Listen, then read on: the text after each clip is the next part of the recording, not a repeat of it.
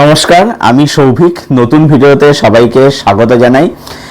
আজকের এই ভিডিওতে আলোচনা করব গাইড সিনেমাটাকে নিয়ে, যেটা আজকে 60 ইয়ার্স কমপ্লিট করলো।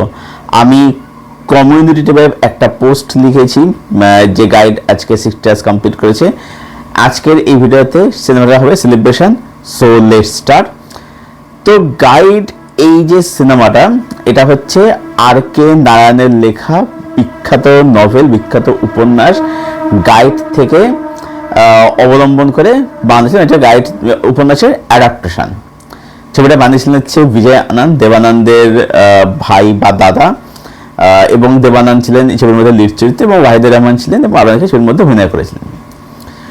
তো গাইড, এই যে সিনেমাটা, এই সিনেমাটাকে ভারতীয় সিনেমার ইতিহাসে সর্বকালের অন্যতম সেরা সিনেমা হিসেবে বা সর্বকালের সেরা 5টা বা সেরা 10টা সিনেমার মধ্যে কিন্তু অবশ্যই রাখা হয়।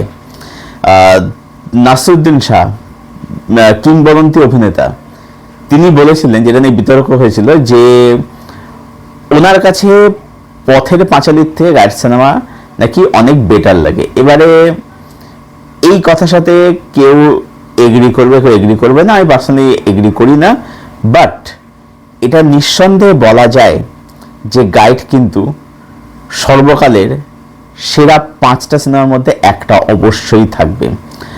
টাইম ম্যাগাজিন তাদের যে সর্বকালের সেরা ভারত সিনেমা লিস্ট বের করেছিল, সেখানে তারা গাইডকে 4র্থ স্থানে রেখেছিল। তো গাইড কেন একটা অসাধারণ সিনেমা, কেন একটা মানে কাল্ট সিনেমা, সেটা নিয়ে আজকে ভিডিও থাকবে আলোচনা।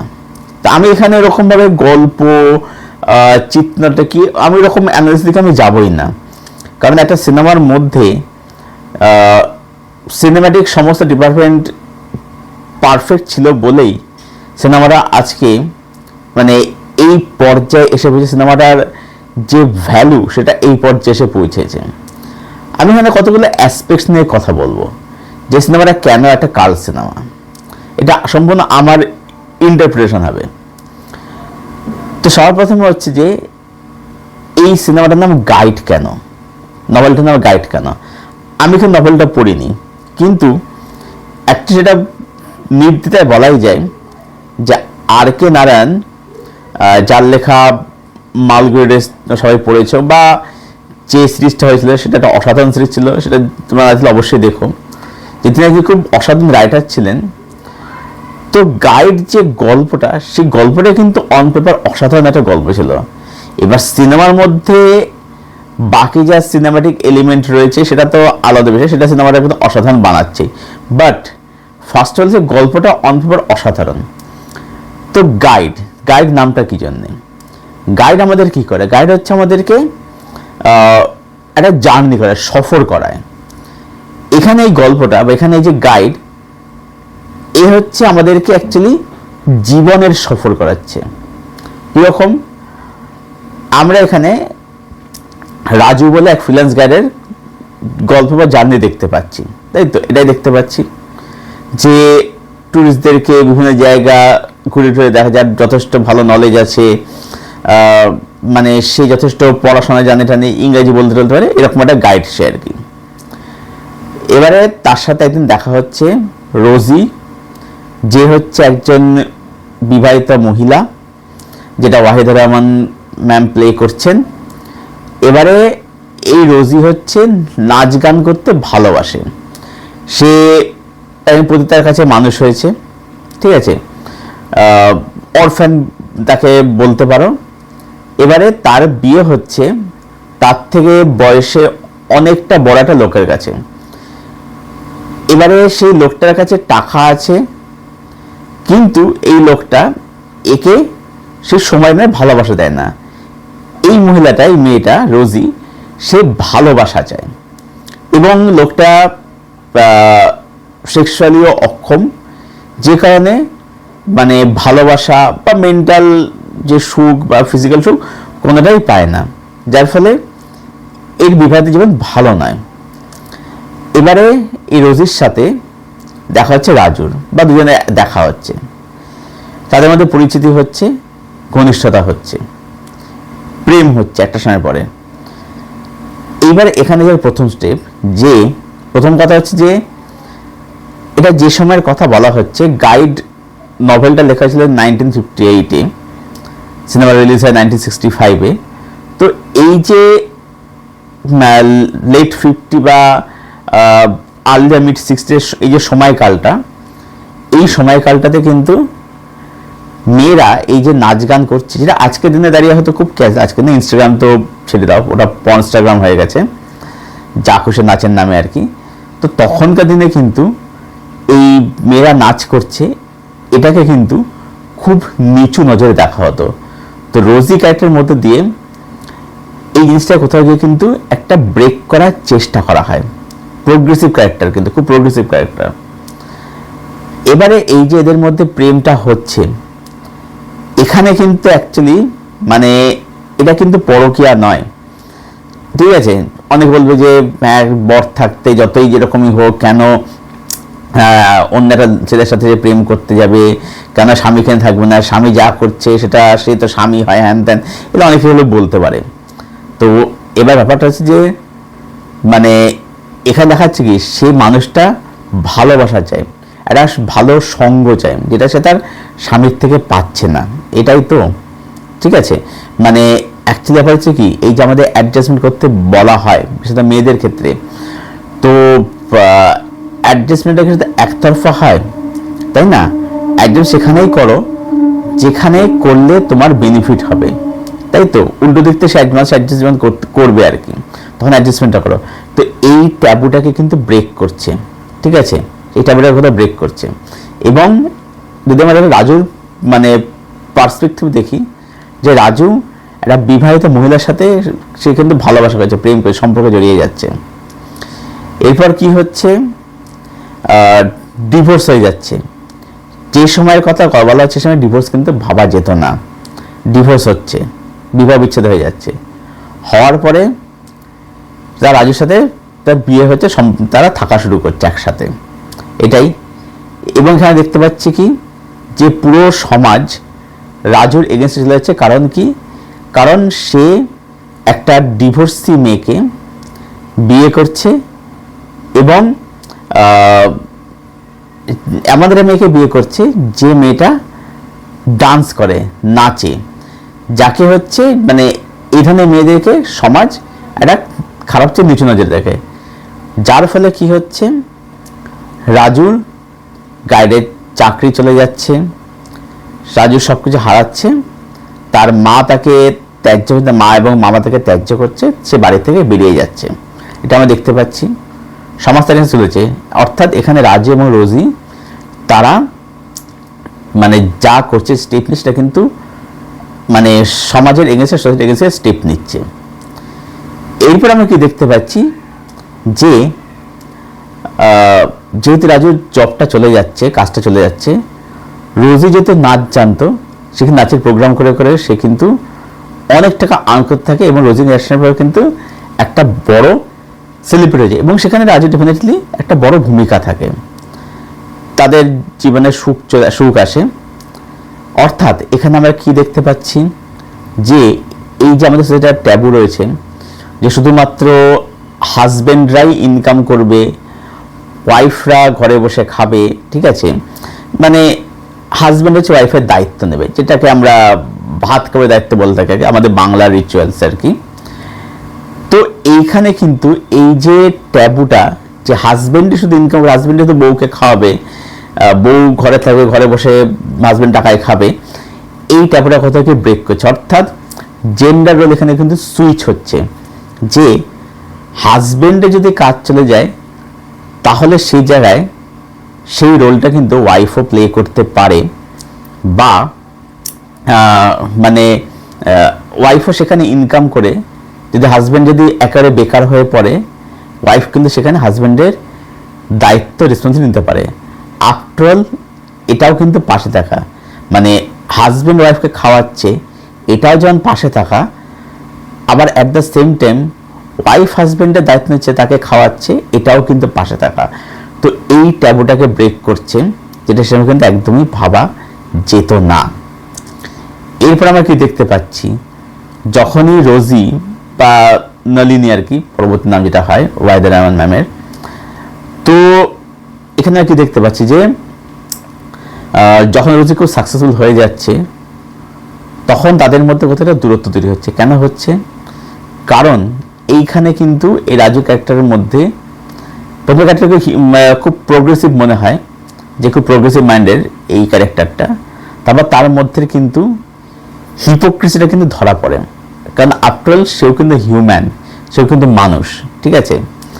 মানে আমাদের মধ্যে ব্যাপারটা কিন্তু আছে যে আমরা এক্সাম্পল দিতে ভালোবাসি যে অমুক তো এখন থেকে এখন তো সেই হচ্ছে, কিন্তু সেই জিনিসটা যখন নিজের ওয়াইফ করতে যায় তখন সেটা আমরা কিন্তু অ্যাকসেপ্ট করতে পারি না।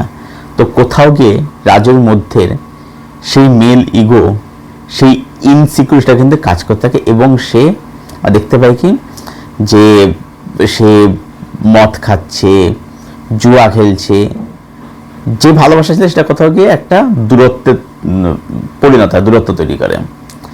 এবং তার জেল হচ্ছে একটা ঘটনার ফলে।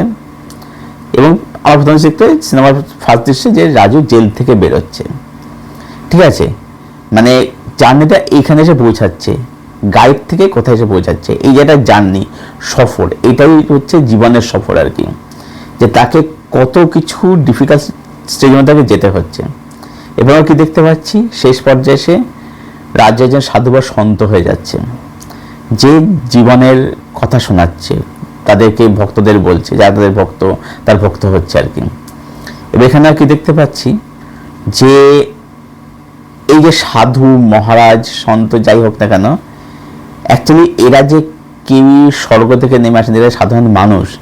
এবং সব সাধু মহারাজদের, সাধু সন্তদেরই একটা যে অতীত জীবন থাকে, এবং মানে যেটা এখানে দেখাচ্ছে যে অ্যাকচুয়ালি রাজু কিন্তু যতই সাধু সন্ত হয়ে যাক, সে কিন্তু নিজের অতীতকে কিন্তু ভুলতে পারে না, অতীত জীবনকে সে ভুলতে পারে না, ঠিক আছে?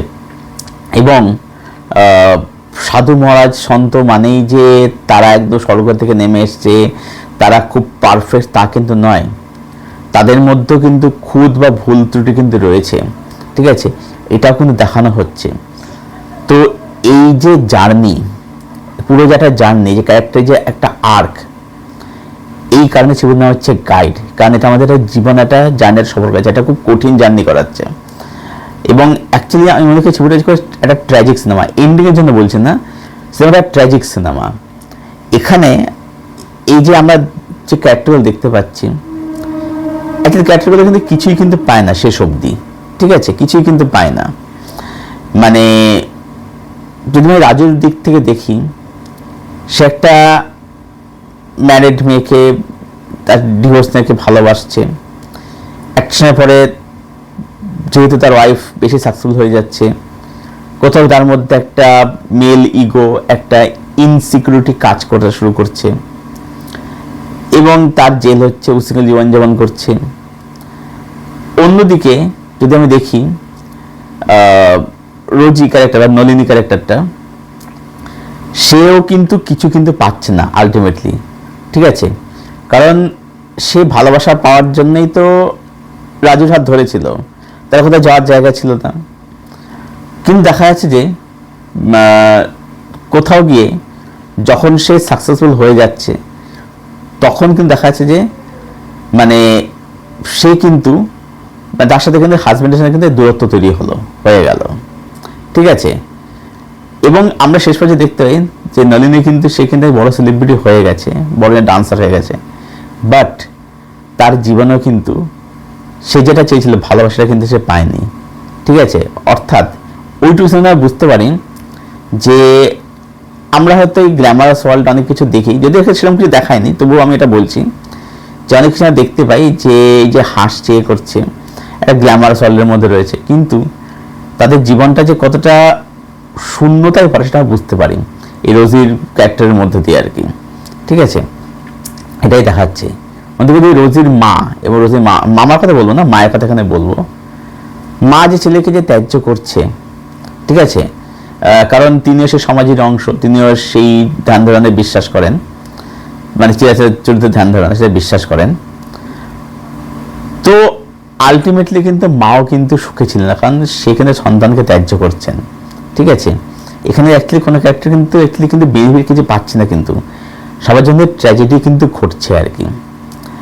তো এই যে বিষয়পত্রগুলো, এইগুলো মানে বিভিন্ন সিনেম্যাটিক ডিপার্টমেন্টের মাধ্যমে এত সুন্দর করে ফুটিয়ে তোলা হয়েছিল, যেখানে গাইড একটা অসাধারণ সিনেমা।